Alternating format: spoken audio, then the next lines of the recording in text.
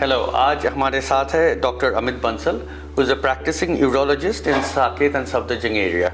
Special interest है इनका male sexual health, genital reconstructions and gender dysphoria. Welcome sir. Thank you. Sir, first question जो है urethral stricture, ये होते क्या है और इस पे क्या प्रॉब्लम आता है और इसका ट्रीटमेंट क्या है? देखो, यूरेथ्रल स्ट्रक्चर का मतलब होता है सीधे साधे हिंदी शब्दों में कि जो आपकी यूरिन की पैसेज होती है, यूरिन का पाइप होता है बेसिकली, वो कहीं कहीं पे श्रिंक हो जाता है। ऑलमोस्ट 1/3 केसेस में कोई कारण अक्सर नहीं मिलता है। कहते हैं कि शायद ये कुछ कंजेनिटल यानी जन्मजात कुछ एनॉमली की वजह से है। जब पेशेंट थोड़ा सा बड़ा होता है या उसको मान लो इन्फेक्शन होने शुरू होते हैं तो उस पर अपरेंट हो जाता है। बाकी मैक्सिमम केसेस में या तो पेशेंट की हिस्ट्री होती है कि उनको बार बार यूरिन में इन्फेक्शन रहे हैं या उनको पहले स्टोन पास हुए हैं या फिर यूरिन के रास्ते से कोई मेजर उनकी सर्जरी हुई है या फिर एक दो का सिनेरियो जो मोस्ट कॉमनली देखते हैं कि किसी और चीज़ का इलाज कराने पेशेंट हॉस्पिटल गए थे।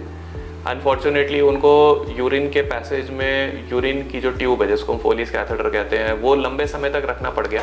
वो कैथेटर इन इटसेल्फ लंबे समय में वो जो है डैमेज कर देता है, जो कि काफ़ी लंबे समय के बाद आपको पता चलता है, जहाँ पे कि आपका यूरिन का पैसेज सिकुड़ जाता है पेशेंट का और फिर उसको यूरिन करने में काफ़ी ज़्यादा प्रॉब्लम होती है। बार बार इन्फेक्शंस होते हैं, यूरिन करने में जोर लगाना पड़ता है, यूरिन में जलन मचती है। यूरिन करने के बाद कई बार यूरिन खाली भी नहीं होता। जब पीछे आपके, अब देखो आपको पता है कि यूरिन का जो पैसेज है, पेशाब की नली है, उसके पीछे यहाँ पे हमारा ब्लैडर होता है, यूरिनरी ब्लैडर, जिसको मसाना कहते हैं हिंदी में। तो ये मसाना जो है पूरी ताकत लगा के यूरिन इतने छोटे से पैसेज से पुश करने की कोशिश करेगा। एक टाइम इसकी भी लिमिट आएगी और ये भी डिकम्पनसेट हो जाएगा। इसका मतलब इसको अगर आप निगलेक्ट करोगे तो over the period of time बाकी बॉडी पे भी नुकसान आना शुरू होगा।